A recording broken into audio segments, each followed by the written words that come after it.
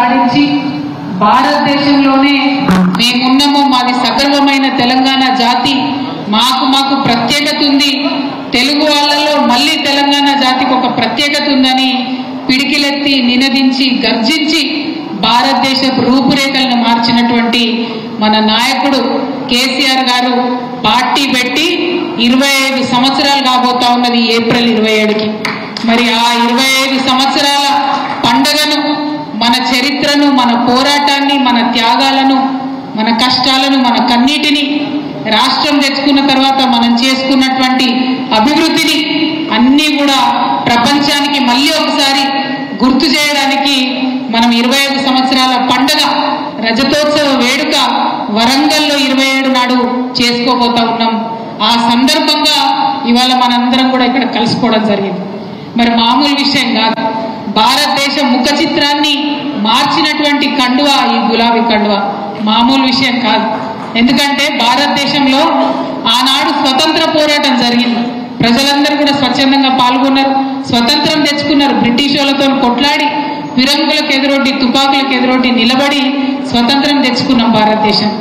ఆనాడు ఆ ప్రజా పోరాటం విజయవంతమైందంటే మళ్ళీ స్వతంత్ర భారతదేశంలో విజయవంతమై లక్ష్యాన్ని చేరినటువంటి పోరాటం ఏదన్నా ఉందా అంటే అది కేవలం తెలంగాణ రాష్ట్ర పోరాటం, అది కేవలం కేసీఆర్ గారికే సాధ్యమైంది. అందులో అడుగై వారి పోరాటంలో మీరు ఒక సపోర్ట్గా నిలబడి ముందుకు నడిపించినటువంటి కార్యకర్తలందరికీ కూడా నిజంగా శిరసు వంచి నేను అభినందనలు తెలియజేస్తా ఉన్నా. 25 ఏళ్ళు నమ్ముకున్నటువంటి ఒక లక్ష్యం కోసం పోరాటం చేయడం అన్నది మామూలు మనుషులతో కాదు. కేసీఆర్ గారు ఎప్పుడో ఒక మాట చెప్తా ఉంటారు, కొంతమంది మనుషులు ఏదన్నా పని మొదలు పెడితే వెంటనే వదిలేస్తారట, ఇంకా కొంతమంది కొంచెం దూరం పోయి వదిలేస్తారు. కానీ ధీరులు మాత్రమే లక్ష్యం చేరేంత వరకు కూడా పోరాటం చేస్తారు, ఎత్తిన పిడికిలి దించకుండా పోరాటం చేస్తారు.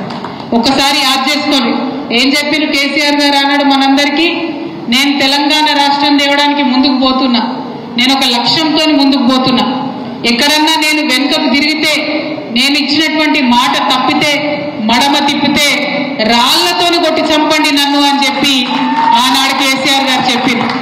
ఉట్టిగా పోరాటం చేయలే, అద్భుతమైన పోరాటం, అనేకమైనటువంటి పోరాటాలు మొత్తం ప్రజాస్వామిక పందాలోనే చేసినాం తప్పితే ఎక్కడా హింసకు పోలే, మనం ఎక్కడ ఎవరినేం అనలేదు. ఆనాడు మనకు పెద్ద పెద్ద నాయకులు ఉండే, చంద్రబాబు నాయుడు గారు, వైఎస్ రాజశేఖర రెడ్డి గారు, మొత్తం 50 మంది కాంగ్రెస్ నాయకులందరూ కూడా మనకు వ్యతిరేకంగా ఆనాడు పనిచేసారు. కానీ మనం ఎన్నడూ గుండె ధైర్యం కోల్పోలే. ఏం చేశారు కేసీఆర్ గారు? పార్టీ పెట్టిన ఏప్రిల్ 27 నాడు పదవి వదిలిపెట్టిండు. టీడీపీ నుంచి వచ్చినటువంటి డిప్యూటీ స్పీకర్ పదవి, ఎమ్మెల్యే పదవి అన్నీ వదిలిపెట్టి ముందుకు పోయింది. అంటే త్యాగాలతోనే మొదటి అడుగు ప్రారంభమైంది. ఆ త్యాగాలతో జలదృశ్యంలో మొదటి అడుగులో ప్రారంభమైతే అది అలా కొనసాగుకుంటూ పోయింది.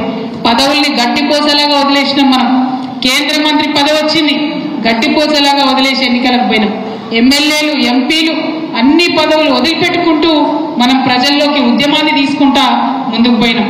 అంటే ప్రతిసారి బై ఎలక్షన్ వస్తే ఒక చర్చ, తెలంగాణ కావాలన్నా వద్దా, కావాలనేటోళ్ళు కొందరు, వ్యతిరేకించేటోళ్ళు కొందరు, ఏం చెప్పకుండా గోడ మీద పిల్లిలాగా ఉన్న పార్టీలు కొన్ని.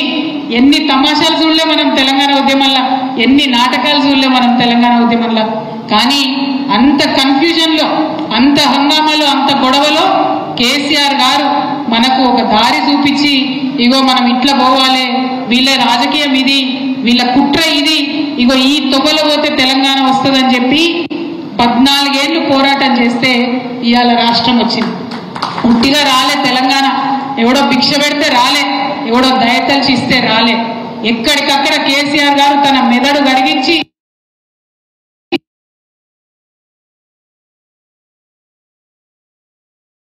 రంగరించి తెలంగాణ తప్పితే ఉట్టుట్టిగా రాలే, ఎవరు బిచ్చమేయలే. మన గడ్డలని, మన మట్టిలోనే పోరాటం ఉన్నది, మన గడ్డలనే ధైర్యం ఉన్నది. మనం ఎవరన్నా కనబడంగానే నవ్వుతాం, మంచిగా మాట్లాడతాం. వాడు జర మొక్క మాట తిప్పిండి అనుకో, పోదవంతి నాకెందుకు అనుకొని పోతాం. మనం సిగ్గులేకుండా ఎవరు కూడా పలకరించకపోతే, ఆత్మగౌరవానికి దెబ్బ తగిలేటట్టు వ్యవహారం చేస్తే ఓర్చుకోం తెలంగాణ వాళ్ళం. అంతేనా? ఆ ఆత్మగౌరవాన్ని పిడికిలెత్తి మొత్తం దేశవ్యాప్తంగా చాటినటువంటి నాయకుడు మన నాయకుడు. వారి లీడర్షిప్ లో, వారి నాయకత్వంలో ఇన్నేళ్ల నుంచి మనం అద్భుతంగా ముందుకు సాగినాం.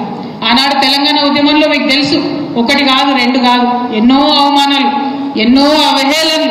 ఇక తెలంగాణ వస్తుందా అంటే ఒకలు, ఇక కేసీఆర్ తెస్తాడా అని ఒకలు, మరి క్రిస్మస్కి ఏమయ్యా అని ఒకలు, ఇక దసరా వచ్చింది తెలంగాణ ఏదని ఒకలు. ఇంకా కొంతమంది మీకు గుర్తుండొచ్చు, ఇదేమన్నా దోషణ ఈ ఏసీ చేయడానికి తెలంగాణ, ఇదేమన్నా ఇన్స్టెంట్ కాఫీయా?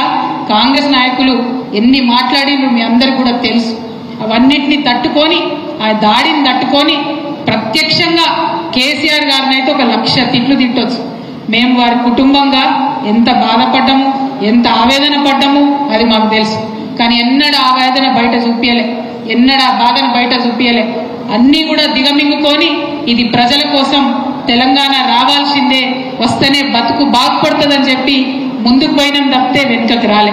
మరి అన్ని పోరాటాలు చేస్తే రాష్ట్రం వచ్చింది. ఆనాడు కూడా ఏమైంది? రాష్ట్రం వచ్చింది కరెక్టే, ఇది ఉంటుందా? కరెంట్ వస్తుందా? కిరణ్ కుమార్ రెడ్డి గారు మీకు తెలుసు కదా, ఆంధ్ర రాష్ట్రం ఆఖరి కిరణం గారు ఆయన కట్టబెట్టుకొని బోర్డు పెట్టి చూపించిండు, ఇగో తెలంగాణ రాష్ట్రం వస్తే మీకు కరెంటు రాదు, కటిక చీకటి అయిపోతుంది, ఇగో మీరు నక్సలైట్ల రాజ్యం అయిపోతుంది అని చెప్పింది. కానీ కేసీఆర్ గారి నాయకత్వం, వారి యొక్క దీక్ష, వారి యొక్క దక్షత, దానితోని ఒక్కటంటే ఒక్క నిమిషం కరెంటు పోకుండా వెలుగు జిలుగుల తెలంగాణను మనం తయారు చేసుకున్నాం. ఏదైతే మీరు మొత్తానికే కరువు కాటకాలతో అల్లాడిపోతారని చెప్పిండ్రో, 10 ఏళ్లల్లా 1 కోటి ఎకరాలను పారించుకునేటటువంటి మాగాణగా తెలంగాణను తయారు చేసుకున్నాం. నా తెలంగాణ 1 కోటి రతనాల వీణ అని ఆనాడు దాశరథి గారు అంటే, నా తెలంగాణ 1 కోటి ఎకరాల మాగాణమని కేసీఆర్ గారు అని పట్టుబట్టి రైతుల వెంట నిలబడి రైతులకన్ని సౌలత్ చేసి తెలంగాణను అభివృద్ధి చేసి. మీకు గుర్తుంటది, ఇక్కడ ఉన్న రైతులందరికీ తెలంగాణ రాకముందు మనం నీటి పన్ను కూడా కట్టినాం. నీళ్లకు, మన పొలాలకు వచ్చే నీళ్లకు కూడా పన్ను కట్టినాం. కేసీఆర్ గారు వచ్చి అది మాఫ్ చేసిండ్రు, అన్ని మాఫ్ చేసిరు. రైతు అంటే ప్రాణం కేసీఆర్కి, రైతు ఉంటేనే సమాజం బాగుంటుందని బలంగా నమ్మేటటువంటి వ్యక్తి కేసీఆర్ గారు. మరి వారు అట్లా నమ్మిను కాబట్టే అన్ని పక్కకు పెట్టి ముందు ప్రాజెక్టులు కట్టాలి, ముందు రైతుకు భరోసా ఇవ్వాలి, రైతు బంధు ఇవ్వాలి, అట్లనే రైతు చనిపోతే 5 లక్షలు ఇవ్వాలి. ఇట్లా 1 కాదు 2 కాదు అనేక కార్యక్రమాలు చేసినాం. అన్నిటికన్నా ఎక్కువ మీకు గుర్తుండాలి, కరోనా వచ్చింది, ప్రపంచం అంతా ఆగమైతుంది, అల్లాడిపోతుంది. ఆ కరోనాలో కూడా మనం చివరి గింజ వరకు కూడా వడ్లు కొన్నాం తప్పితే ఎక్కడ పైసలు ఆపలేదు, ఎక్కడ పెన్షన్ ఆపలేదు, ఎక్కడ రైతులకు ఇచ్చేటి వెనక్కి పోలేదు. మరి మనం అంత బంగారు తెలంగాణ నిర్మించుకున్నాం, చూసినాం. ఇకేమైంది? సంవత్సరం కింద కొంచెం ఆగమైపోయినాం. కాంగ్రెస్ ప్రభుత్వం వచ్చింది. మనకు తెలుసు, కాంగ్రెస్ ప్రభుత్వం అంటేనే మాట తప్పడం. ఆనాడు మనకు చెప్పిండ్రు 2004లో, ఇగో మీకు తెలంగాణ ఇస్తాం, మాతో పొత్తుకూడిరంటే కాంగ్రెస్, టీఆర్ఎస్, అప్పుడు టీఆర్ఎస్ పొత్తుతోని మనం పోయినాం. పోతే గెలిచిండ్రు, రాష్ట్రంలో అధికారంలోకి వచ్చిండ్రు, కేంద్రంలో అధికారంలోకి వచ్చిండ్రు, మాట తప్పిండ్రు, తెలంగాణ ఇచ్చుడు తప్పిండ్రు. 10 ఏళ్ళు మనని అరిగోస పెట్టిండ్రు. 1000 మంది మన పిల్లలు చచ్చిపోతే అప్పుడు కనికరించి భయపడి అప్పుడు తెలంగాణ ఇచ్చిరు తప్పితే ఉట్టిగా ఇయ్యలే. మళ్ళా ఇయ్యాల కాంగ్రెస్ వచ్చింది, చాలా మాటలు చెప్పిండ్రు, కనికట్టు మాటలు చెప్పిండ్రు, అన్ని మాటలు కూడా తప్పిండ్రు. ఎంత దారుణం అంటే సోనియా గాంధీ గారి ఫోటో, రాహుల్ గాంధీ గారి ఫోటో పెట్టి సంతకాలు రాసి గ్యారెంటీ కార్డులు ఇంటింటికి తిరిగి ఆనాడు పంచుకున్నారు. కానీ ఇవాళ మాత్రం ఎన్నిసార్లు అడిగినా సిగ్గు లేకుండా తప్పించుకుంటున్నారు తప్పితే ఎక్కడ కూడా జవాబిస్తలేరు, జవాబుదారీగా ఉండలేరు. మరి అటువంటి పార్టీలకు ఇక్కడున్న నాయకులు వలసపోవడం అన్నది నిజంగా దారుణం. ఏం తెలుస్తుంది? ఇక్కడ నాయకులు వలసపోయినరు, ఎందుకోసం పోయినరు? ప్రజల కోసం పోలే. ప్రజల కోసం పోకుండా పైసల కోసం పోయినరు అన్నది ఇలా మనకు అర్థమవుతున్నది. కాబట్టి మిమ్మల్ని నేను కోరేది ఒకటే, పోయిన వాళ్ళు పోయినరు, వాళ్ళ గురించి పట్టించుకునే అవసరం లే. ఇది మంచి సందర్భం. దేశానికి ఒక ఉద్యమాన్ని, దేశానికి ఒక విప్లవాన్ని నేర్పించినటువంటి అమోఘమైన పార్టీ, అద్భుతమైన పార్టీ మన బీఆర్ఎస్ పార్టీ. ఆ పార్టీ మన పండగ ఈ నెలలో జరగబోతుంది, ఏప్రిల్ 27. ప్రతి ఇంటి నుంచి గులాబీ కండువ కప్పుకున్నటువంటి కార్యకర్త ఇంటికొకరు బాన్స్వాడ నుంచి కదిలి రావాలని చెప్పి ఈ సందర్భంగా నేను మీ అందరూ కూడా కోరుతా ఉన్నా. ఎందుకంటే మా తమ్ముళ్ళు మాట్లాడుకుంటే చెప్పారు. ఇవాళ ఇక్కడ రెండు అద్భుతమైన దృశ్యాలు ఆవిష్కృతమైనవి.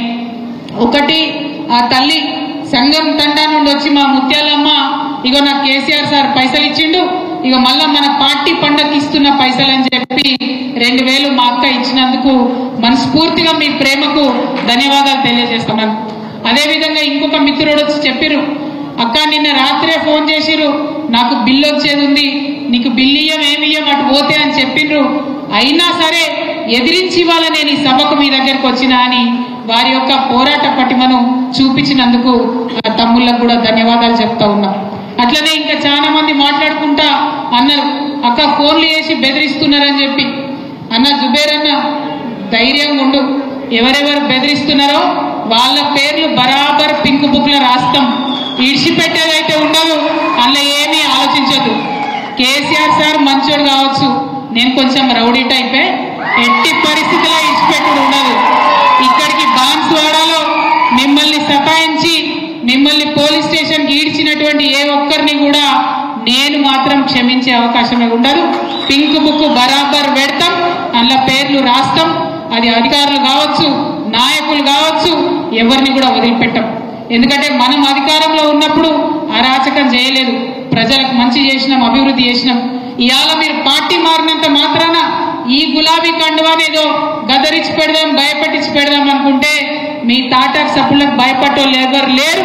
మీ తాత, మీ ముత్త, మీ జేజమ్మ దిగొచ్చినా కూడా భయపడేటోళ్ళు ఎవరు లేరన్న విషయాన్ని మీ అందరికి కూడా సభాముఖంగా నేను తెలియజేస్తా ఉన్నాను.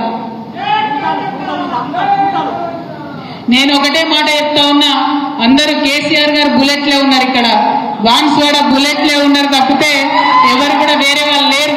మా తమ్ముళ్ళు చెప్తున్నందుకు వారి ధైర్యానికి మరొకసారి మనస్ఫూర్తిగా నేను అభినందనలు తెలియజేస్తా ఉన్నా.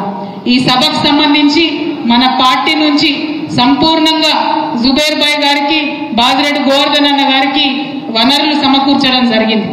ఆర్టీసీ నుండి బస్సులు పార్టీయే సెంట్రల్ గా పార్టీ అకౌంట్ నుంచే డైరెక్ట్ గా డబ్బులు ఇచ్చి ఆర్టీసీ బస్సులను బుక్ చేసుకోవడం జరిగింది. ప్రైవేట్ వెహికల్స్, ప్రైవేట్ బస్సులు బుక్ చేసుకోవడానికి సంపూర్ణంగా మనకు నియోజకవర్గ పార్టీకి సహకారం మనం అందించినాం సెంట్రల్ పార్టీ నుంచి. అదేవిధంగా మరి ఏ మండలం నుంచి ఎంతమంది రావాలని చెప్పి మండలాల వారీగా మీటింగ్స్ కూడా ఇంటర్నల్ గా పెట్టుకోవడం జరిగింది. తప్పకుండా ఇంట్రెస్ట్ ఉన్న ప్రతి ఒక్కరూ వరంగల్ సభను చేరేటట్టు దయచేసి పొద్దుగాల బయలుదేరి రావాలి.